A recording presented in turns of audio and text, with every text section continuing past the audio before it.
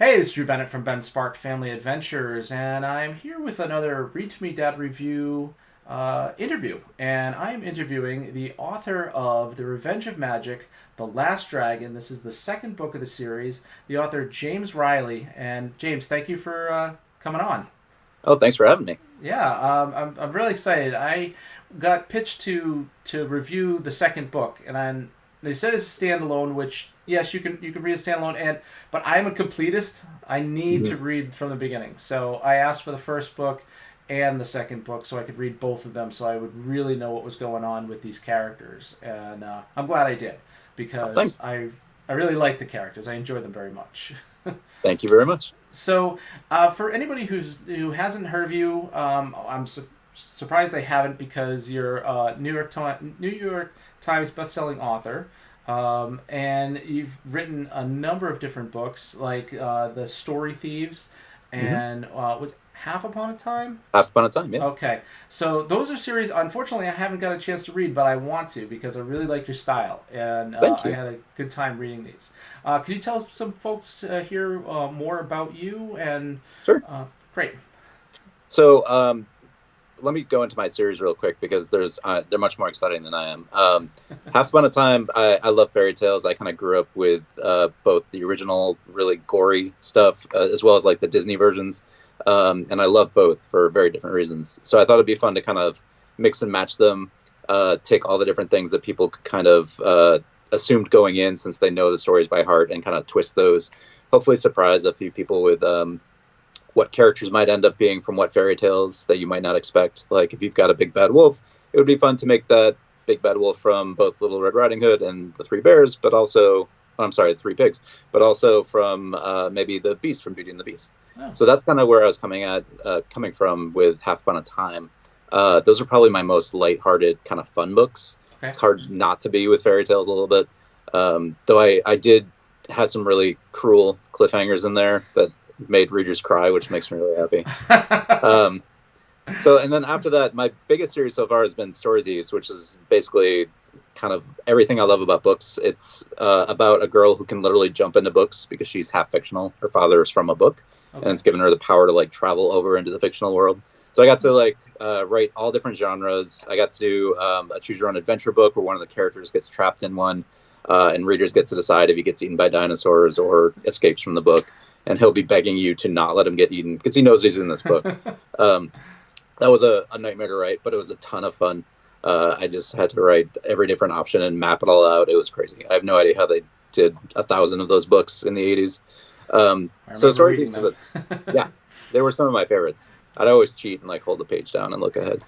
So I had my character suggest that at several points to try to keep himself alive.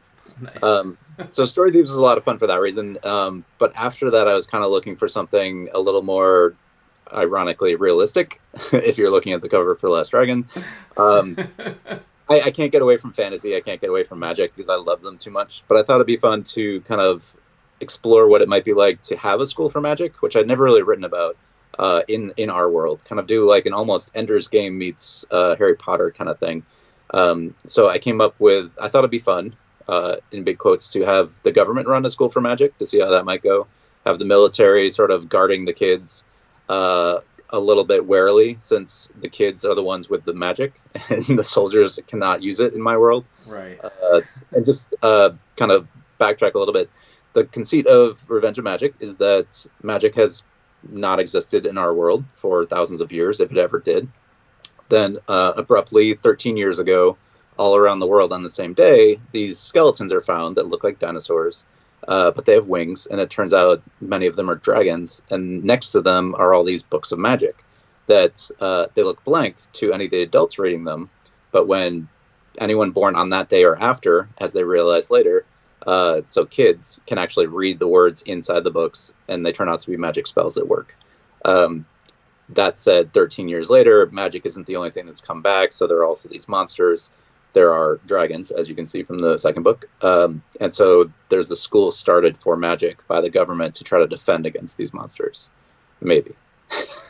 Yeah, I thought that was an interesting take on it. That the military running the school and only kids can learn the magic, and how magic wasn't part of the world well, it originally was, but then it wasn't, and Hmm. how it came back. Like all those different features of that were just really cool to read Thank because you. it was very different, and yeah. So the character Fort, our main character, Forsyth Fitzgerald, Hmm. uh, he's an interesting character.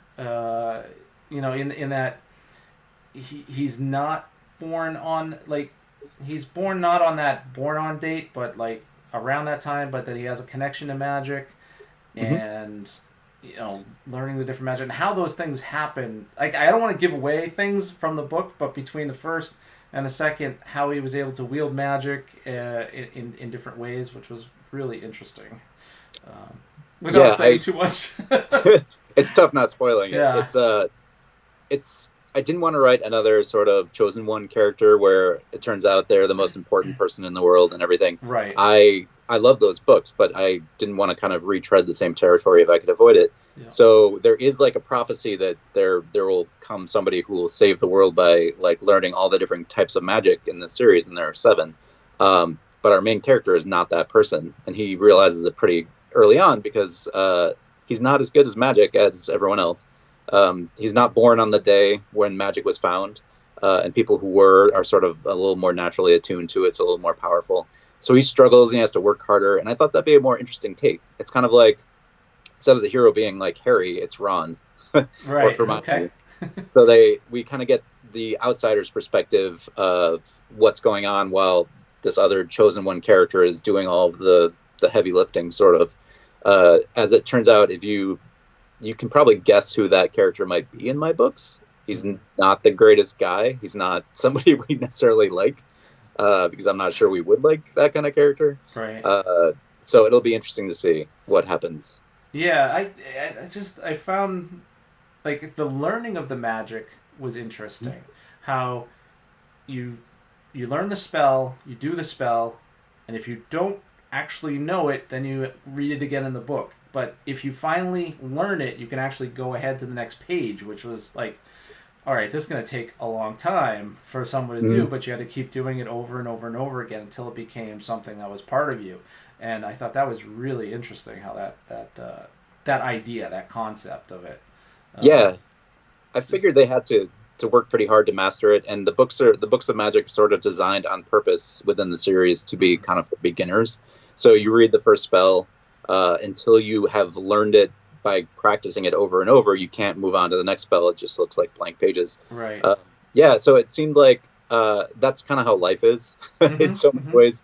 So it seemed like sort of a natural progression. If somebody was going to give you all this magical power, hopefully they would put in some sort of stopgap so that you weren't just blowing up the world by accident as you turn to the last page and discover the most powerful spells. Right. So I wanted them to have to earn it. There are going to be there are some shortcuts in the first book Mm-hmm. by that are Yep. sort of on purpose that get discovered. But yeah, there were going to be more of those as you go because life isn't always fair. But hopefully it'll lead to more problems because those are always fun. Yeah, yeah. You put a little ominous note at the end of that last one, and it's just like, oh, okay. Because I hadn't read any of your books before, so um, it's almost like a nobody's safe sort of thing. Kind of looking forward to that. Like, oh, Yeah. what's going to happen? Don't get too attached to certain characters. So that was interesting. So coming up with the different ideas for this, like Mhm. where do you find your inspiration for Um, things? but definitely through like I just have a love of reading, so I have read as much as I possibly can. Both like when I was growing up, I was reading all about magic and fantasy. Those were just some of my favorites. And then as I got older and still kind of delighting to find things like Harry Potter that came along that could be read by any age, and that's sort of what I like to write. I write books that are appropriate for like middle grade, so it's like 8 to 12 usually. Yep. But I write them for myself. I'm writing them to be hopefully enjoyed by anyone kind of from like a certain age on who can kind of grasp the ideas. So it's basically just whatever I would like to be reading about, Sure. and I love these big stories about sort of epic good and evil. even if there are shades of gray, you can kind of do these larger ideas than maybe in adult books without making it sort of ironic in some way. You can kind of really address that for kids. These larger ideas of like how do we know if we're doing good, and like what is the best thing, and what if that's not the best thing for us, but it's the best for the world? Like how do we reconcile that? And Ford definitely has to struggle with that a lot. And that's something that we all are probably kind of dealing with, and I'm certainly dealing with. So I like to both deal with the really fun imaginative ideas while also putting my characters through the worst things that everyone kind of goes through on a daily basis and has to figure out as well. So I guess it's sort of it's trying to come at fantasy from like a perspective that feels real and realistic in some ways, but also like has that delight of like this could never happen, but wouldn't it be fun if it did? Yeah.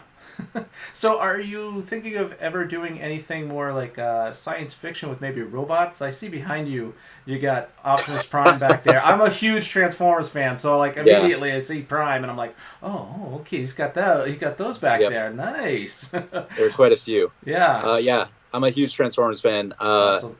I Science fiction is a little tougher for me because I'm not the greatest with research, and so for to have anything actually be uh, like a scientific idea that could hold up, I love reading about it. Yeah. I'm not sure how great I would be about writing about it. I Okay. did in my first Story Thieves book. It's actually they jump into a fantasy series about a boy magician who fights a planet full of scientists, mad scientists who are trying to wipe out magic. Okay. So I got to do some of the cheating science fiction where it's like science robots and like they go to the end of space and everything where I didn't have to justify anything. It Right. was just Right. Right. it was just the fun ideas.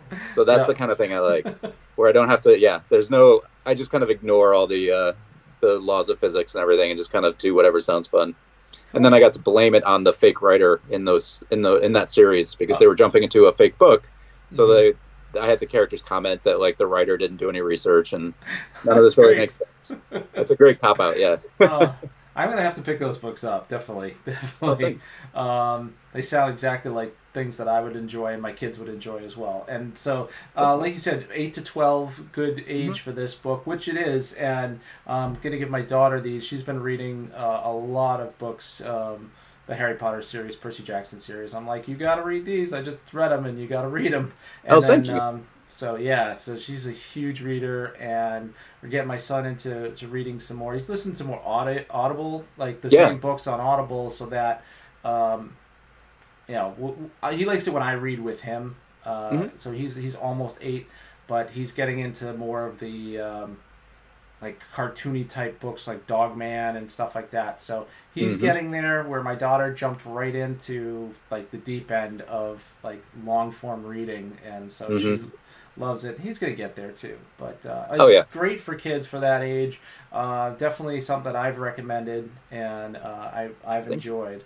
So, where can folks find you online to find out more about you, your books, and things like that? My website is jamesrileyauthor.com, which is the spelling is Riley, in case that's on any confusion. And then I am on Twitter at underscore James Riley underscore, Okay. and Instagram at James Riley Author. That's it. Yeah. Where Instagram is mostly just my cat pictures. But Okay.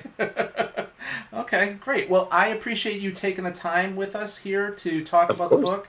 I'm going to have links down below to where you can get all of your like all the different series that you write, so that people can find it. And also, there should be a card up above for the trailer of Revenge of Magic: The Last Dragon, which was an excellent book, and I Thank hope you you. pick that up. And the first one, the original, the first one, which was The Revenge of Magic. There's no nothing after that. It's just the first one that there, which was really good. Thank you Anyway, so much. thank you, and I appreciate it so much. Anyway, this is Drew Bennett from BenSpark Family Adventures. You can find me on Instagram and Twitter as BenSpark, Facebook.com/BenSpark Family Adventures, and you can find me here making videos all the time. Want to thank James Riley once again for coming on, and really appreciate it. Thank Thanks you for so much. watching. Thank you.